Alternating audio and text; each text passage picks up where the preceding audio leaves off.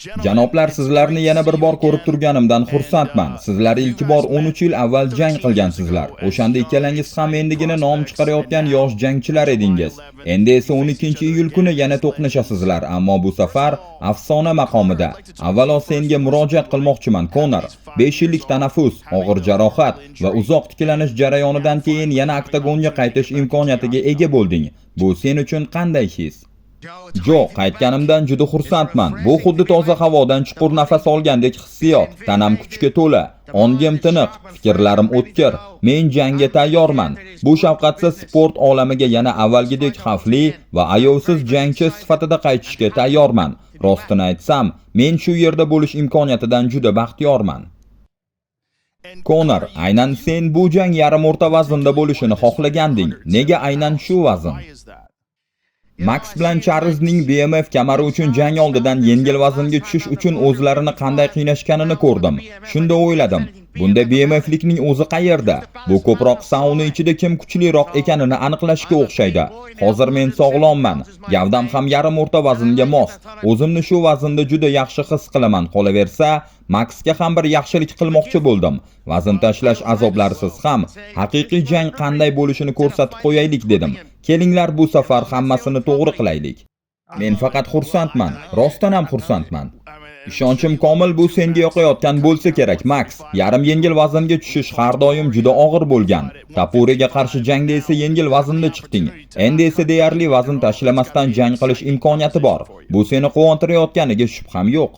Bunda ma'lum bir taktik hisob ham bor, Jo. Bilasizmi, bu yerda tajriba masalasi ham muhim. Yarim o'rta vaznda men ancha ko'proq tajribaga egaman.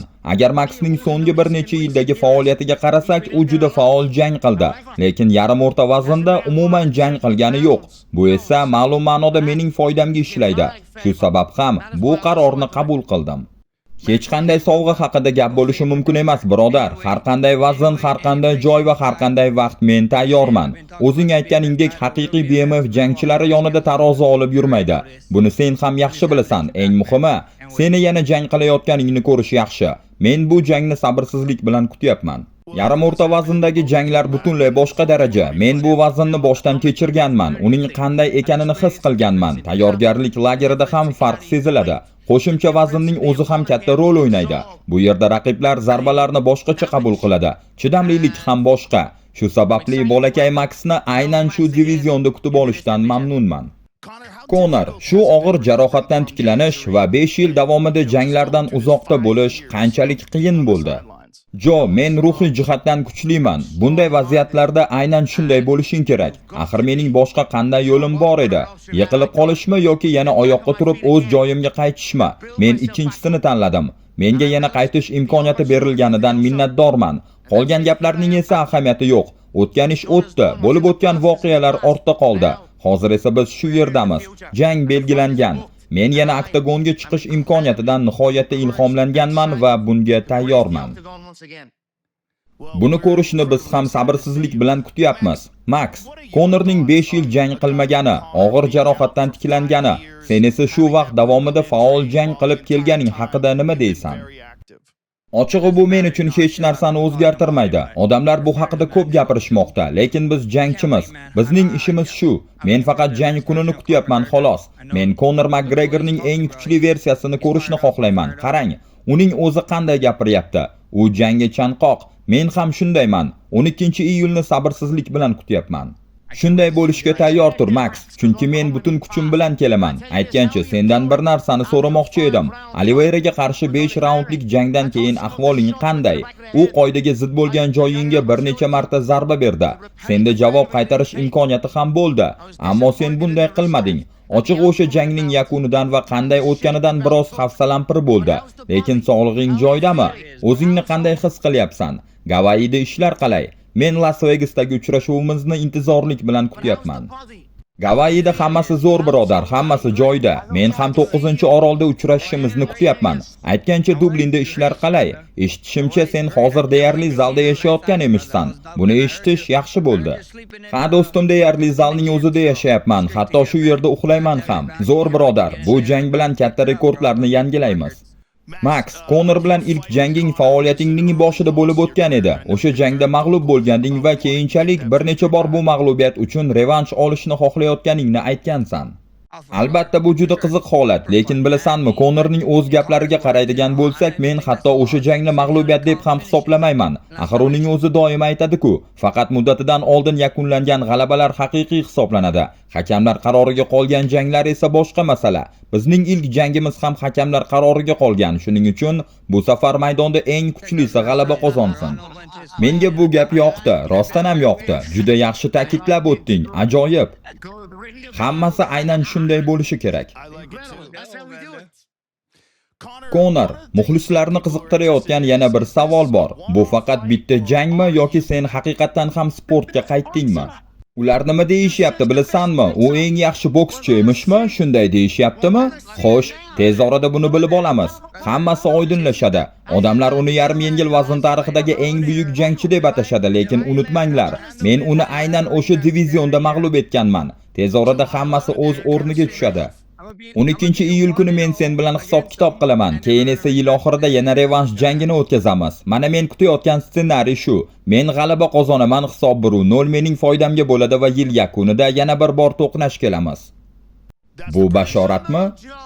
Bilasanmi, Jo, yillar davomida odamlar bu yigitni yarim yengil vazn tarixidagi eng buyuk jangchi deb atab kelishdi. Holbuki men uni aynan shu vaznda mag'lub etganman. Odamlar esa doim bir xil gapni takrorlaydi. Go'yoki birinchi jangimizda ikkalovimiz ham juda yosh edik. Yo'q, to'g'risini aytsam, o'sha paytda aynan Max hali tajribasiz bola edi. Biz ilk marta to'qnashganimizda bu uning UFC'dagi atigi 6-jangi edi. Men esa uning UFC'dagi 6-raqibi bo'lganman. U esa mening faoliyatimdagi 2-UFC raqibim edi. Demak, o'sha vaqtda men hali ham juda tajribasiz jangchi edim. Shunga qaramay, Boston oktagonida uni aniq va ishonchli tarzda mag'lub etganman. Endi esa yana bir bor oktagonga chiqib, UFC'dagi eng kuchli bokschi kim ekanini ko'rsataman. Qolaversa, yarim yengil vazn tarixidagi haqiqiy eng buyuk jangchi kim bo'lganini ham barchaga isbotlayman. Janoblar, qani endi Conor hozir Dublinda bo'lmaganida, Max esa Gavayida emas, ikkalovingiz ham shu yerda yonma-yon o'tirganingizda edi. O'ylashimcha, bu suhbat yanada qiziqarli va tomoshabob chiqardi. Max buni hurmatsizlik deb qabul qilma, lekin sen menga birorta ham jiddiy zarba bera olmaysan. Hatto urgan taqdiringda ham yuzingga qarab kulaman. Men bilan jang qilish butunlay boshqa daraja. Ayniqsa bu vaznda. Men bu jangdan biror jiddiy zarar ko'rmay chiqaman va yana bir bor shon-shuhrat nurlarida turaman.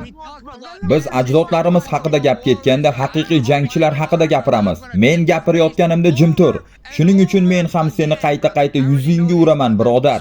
Men buni bilaman. Jo, uzr, bu mening bolam-ku. Kechir uni, Jo. Max mening bolam. Bu qo'polligi uchun ham uzr so'rayman. Men u bilan juda oson hisob-kitob qilaman. Nima? Mana shu UFC'dagi eng yaxshi bokschi emishmi?